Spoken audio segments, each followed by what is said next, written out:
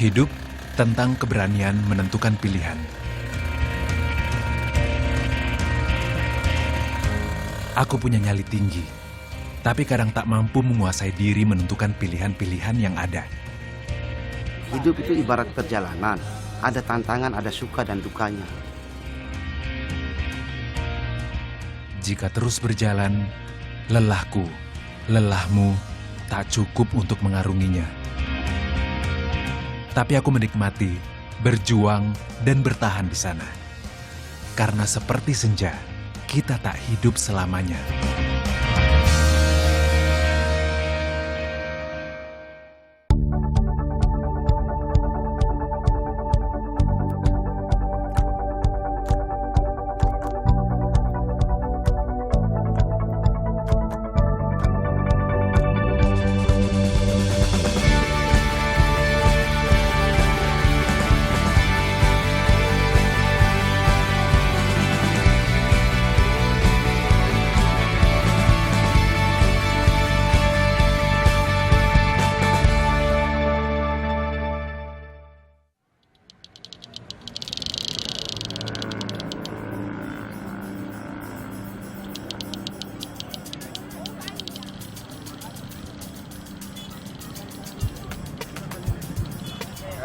Ditunggu. Nah, boleh.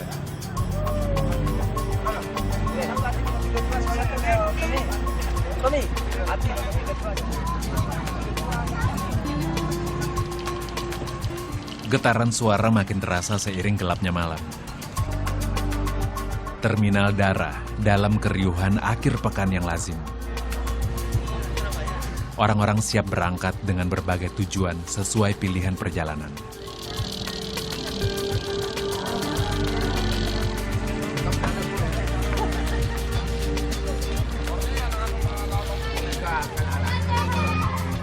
Aku kembali menjalankan tugasku, berpacu di atas putaran roda bus, mengarungi malam, menyusuri ratusan kilometer untuk mencapai tujuan.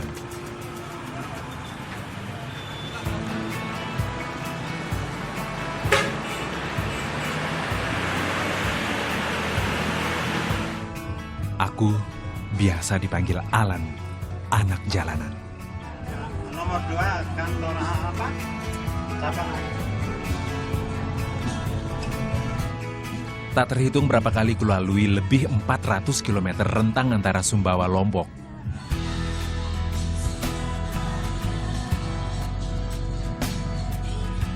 Bersama Bruri, kernet yang selalu setia di sisi. Ialah teman ceritaku sepanjang perjalanan. Jangan salah. Sudah ke bawah ke atas. Untuk usir kantuk, kami bicara tentang apapun. Topik kesukaanku tak jauh dari Darul Ulum, sekolah yang kudirikan dengan tangan ini, dari nol.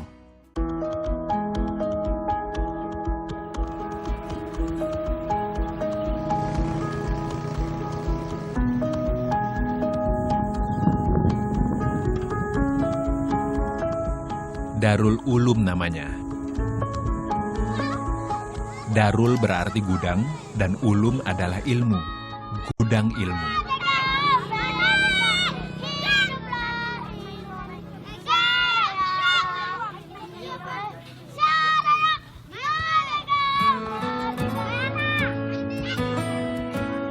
Aku membangunnya di kampungku. Dusun Tololai, Kabupaten Bima, Nusa Tenggara Barat.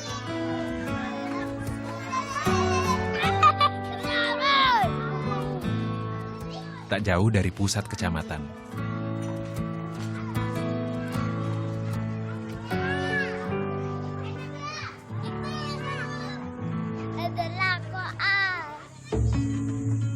Lahan ini milik orang tuaku. Di tahun 2008, aku memutuskan untuk membuka taman kanak-kanak di sini.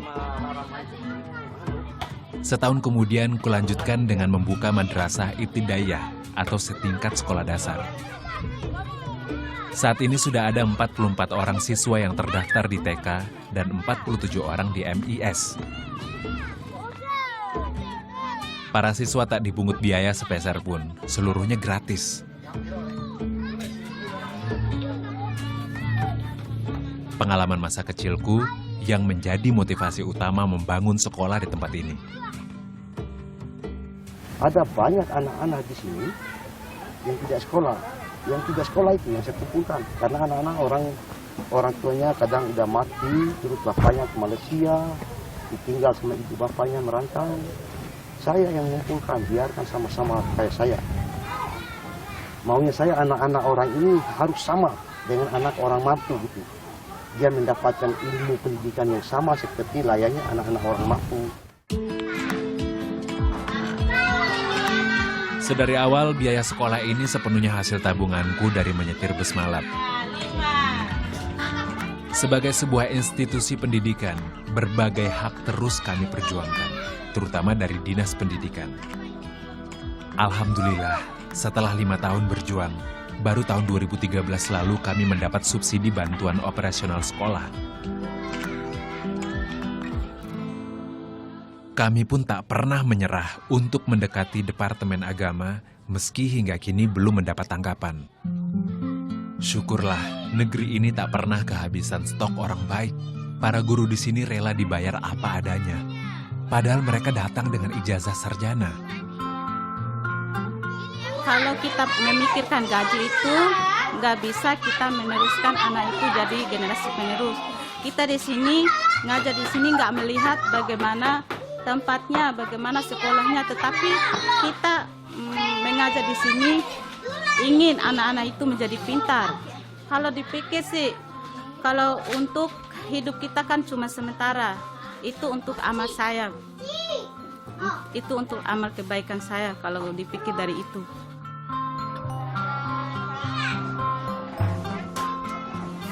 Adik bungsuku, Lisu Tiamin, juga tergerak ikut iuran di madrasah ini.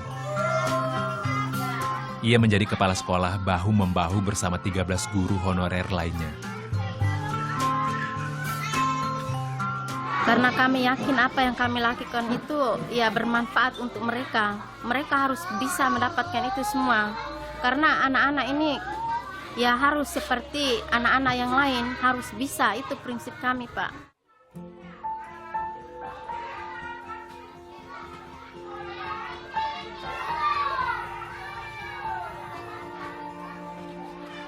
Tak hanya soal dana, ketika sekolah baru berdiri, banyak orang menyaksikan kelangsungan sekolah ini.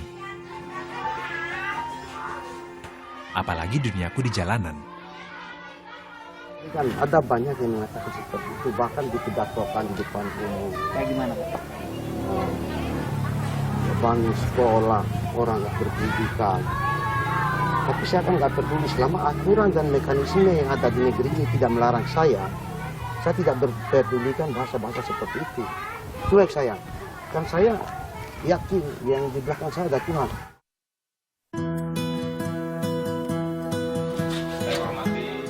Mereka yakin, mendidik tak lagi sebuah beban kala dijalani dengan perasaan. Sadar masih banyak kekurangan di sana-sini, kami tak henti belajar. Aku pun meminta teman-teman pendidik, dosen, yang bersedia berbagi ilmu untuk para guru. Mereka datang atas niat baik secara sukarela. Orang semua tahu bahwa beliau ini supir, tapi kok punya cita-cita yang kayak profesor. Makanya saya selalu menjuluki beliau itu bahwa supir yang berotak profesor. Coba bayangkan membangun sekolah itu tidak gampang, tapi kok di tangan Alan itu kok begitu gampang sekali dan begitu luar biasa. Makanya ketika saya kemarin ketemu dengan beliau di mobilnya, ketika saya jadi penumpang, ketika diskusi dengan beliau, ya saya tertarik. Semakin banyak yang ingin terlibat berarti suatu pertanda positif. Karena pendidikan bukan hanya urusan segelintir orang. Ia masalah kita bersama yang harus diselesaikan sama-sama. Mau preman, mau apa, sudah saya lalu. Waktunya saya untuk bertobat, menjadi mantan preman aja sudah cukup.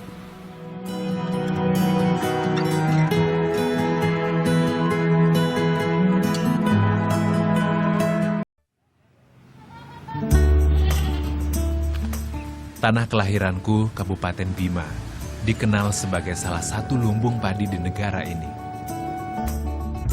Bima menjadi bagian dari Nusa Tenggara Barat yang ditetapkan sebagai pendukung pangan nasional tahun 2014 bersama 10 provinsi lainnya. Mayoritas penduduknya memang bekerja di lahan pertanian. Laki-laki, perempuan, hingga anak-anak ikut mengurus lahan penopang ekonomi keluarga. Pendidikan dasar untuk anak-anak acap kali tersaingi. Peran mereka dirasakan lebih nyata saat ikut bekerja. Apalagi jika sedang panen seperti ini. Selalu banyak alasan diutarakan para orang tua. Namun yang pasti, anak-anak tak hadir di sekolah. Lebih senang suruh sekolah. Saya kan nggak suruh ikut. Tapi dia nggak mau sekolah. Nggak punya uang buat belanja di sekolah. Jadi dia ikut saya ke kebun. Para guru sudah biasa dengan realitas ini. Karena itu mereka rutin menyediakan waktu menjemput sebagian anak dari ladang. Salah satunya untuk belajar mengaji saban sore di sekolah. Main Ocin. Ayo. La era don dende arim era semporo.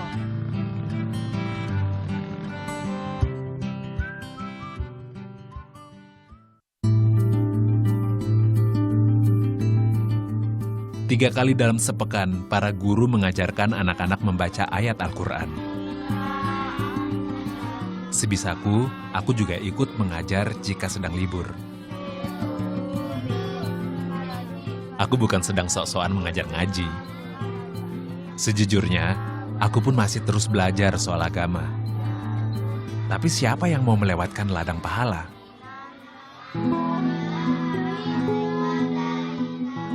Ada banyak anak dari sekolah lain yang juga ikut belajar. Semua boleh ikut, tanpa pungutan apapun. Pendidikan harusnya memang milik setiap orang. Pendidikan agama ini kurasa cukup penting. Sama halnya mengapa aku memilih madrasah sebagai bentuk sekolah. Karena keimanan adalah salah satu cara ampuh menjaga moral manusia. Supaya anak-anak paham dengan agama, bisa ngaji, bisa sholat gitu kan. Adanya mabuk-mabukan itu kan mau dihapus dengan cara seperti ini saja. Kalau mau dilarang dengan bahasa, jangan minum, nggak mau dengar. Kita melarangnya hanya dengan ini, keimanannya. Berikan pemahaman secara agama.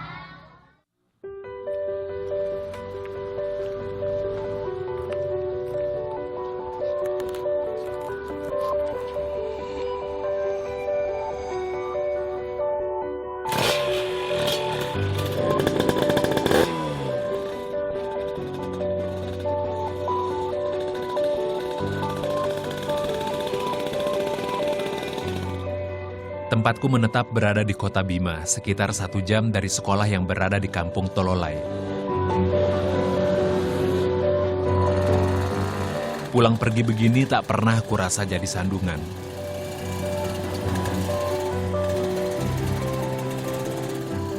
Sudah hampir 2 tahun aku tinggal di kota, menyewa sebuah kamar kos tak jauh dari terminal. Keseharianku menyetir bolak-balik Bima Mataram setiap hari menjadi alasan utama soal pilihan ini. Menjadi sopir bus telah kulakoni selama 20 tahun. Selama itu pula, aku harus menyesuaikan diri dengan kehidupan di jalanan.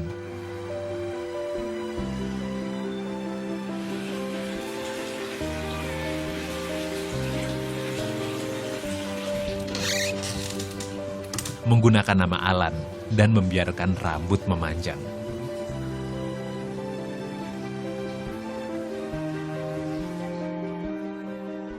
Ini adaptasi namanya, beradaptasi dengan kehidupan di jalan. Karena saya cari makan di jalan, harus saya sesuaikan diri, penyesuaian diri. Biar dia nggak makan saya. Nggak dimakan sama perampok, sama preman.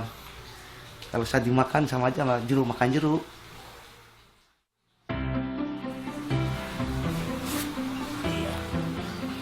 Aku mulai merantau selepas SMA.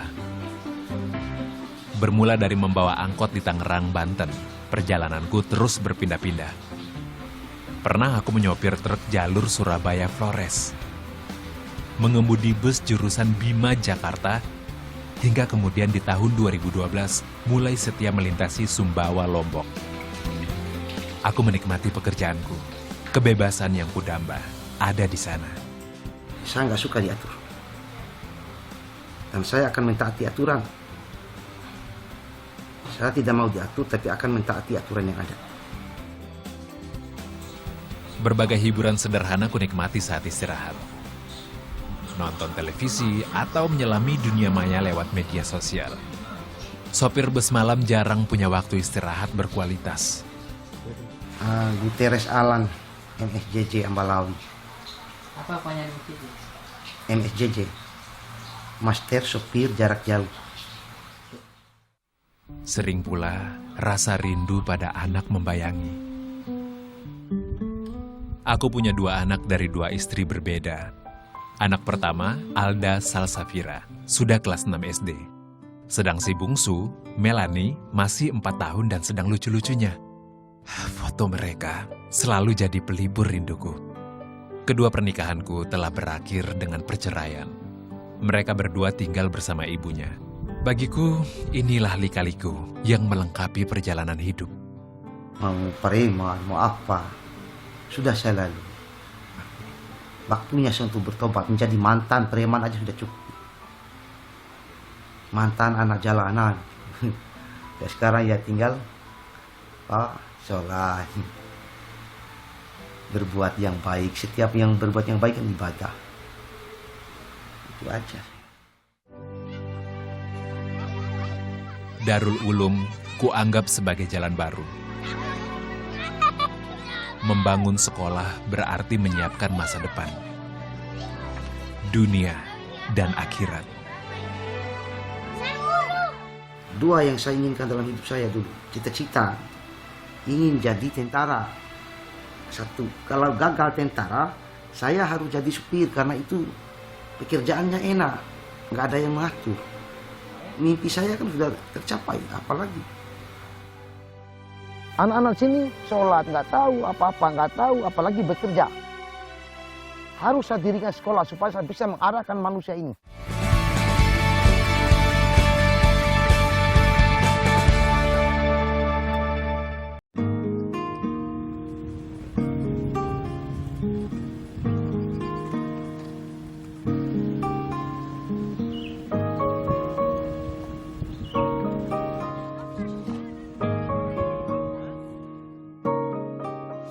Kegiatan kita hari ini yaitu kita mulai menanam kacang panjang karena sawah yang kita tanam kacang kemarin ya sudah kita memetik hasilnya. Pendidikan yang baik dapat memberikan berbagai pilihan pekerjaan. Menanam taman. Tapi akan sangat baik jika anak petani bisa jadi petani yang baik pula. Siap semua? Sudah. Oke. Di sekolahku, kami punya mata pelajaran wajib, bertani. Kami coba mengajarkan para siswa cara mengelola lahan pertanian secara efektif. Dibandingkan mereka pergi kerja di luar negeri, ya mending mereka itu bisa memanfaatkan alam sekitarnya seperti menanam gitu.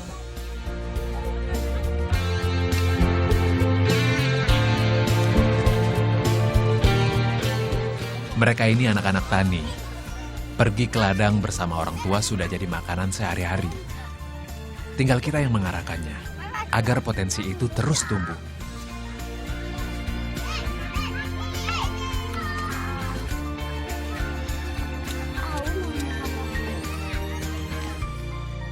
Tanam singkong untuk sayur. Kalau bijinya? Bijinya untuk dimakan. Aku ingin anak-anak ini mengenal tanahnya sendiri sedari kecil. Agar kelak merekalah yang membangun dan memakmurkan kampungnya. Gagal nih, gagal.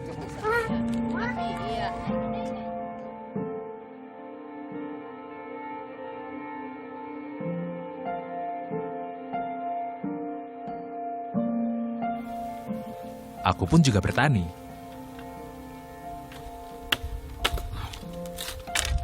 Luasnya lahan yang bisa dimanfaatkan ini jadi anugerah buat kami. Sejak tahun 2011, aku menanam pohon jati putih di lahan milik orang tuaku.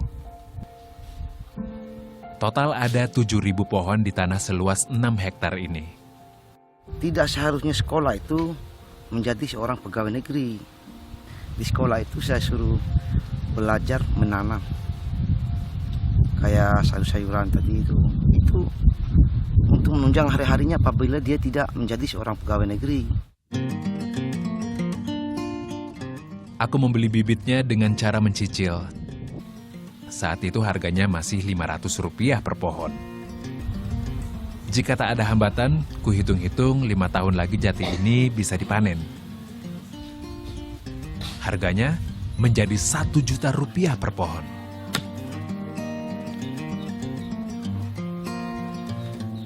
Tak hanya jati sebenarnya, di bawah pohon-pohon ini ada kunyit yang terus tumbuh. Aku mulai menanamnya 6 bulan lalu, setelah membaca artikel dalam satu majalah tentang potensi tumbuhan herbal ini. Peminatnya pun tak sedikit.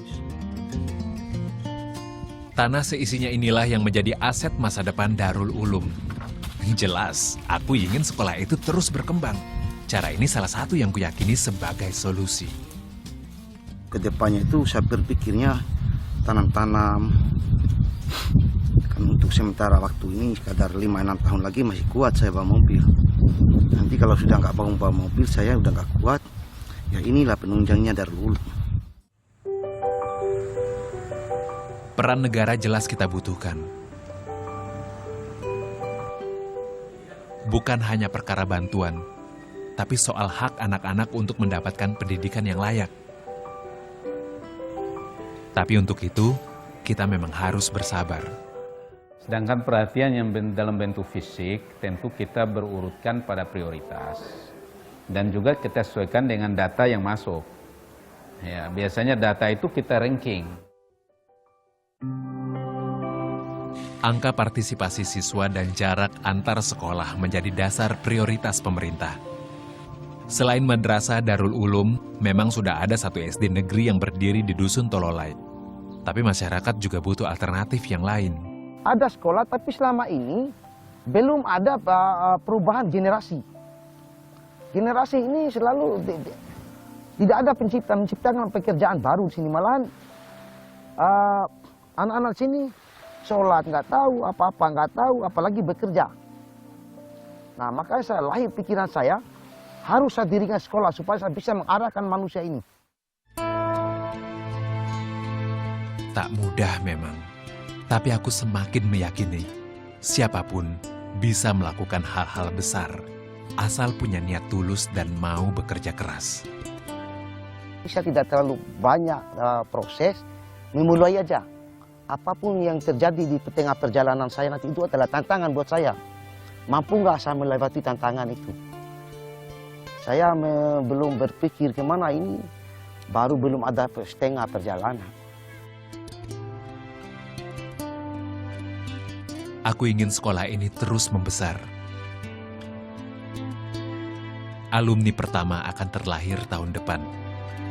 Setelahnya, aku ingin mulai merintis sekolah menengah dan seterusnya. Impian selalu membawa kejutan.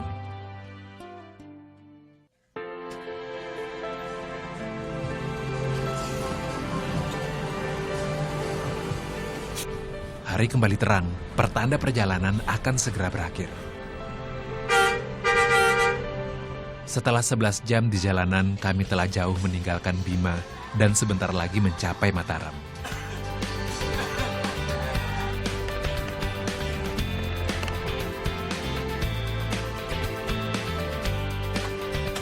Percakapanku dengan Bruri pun harus berakhir.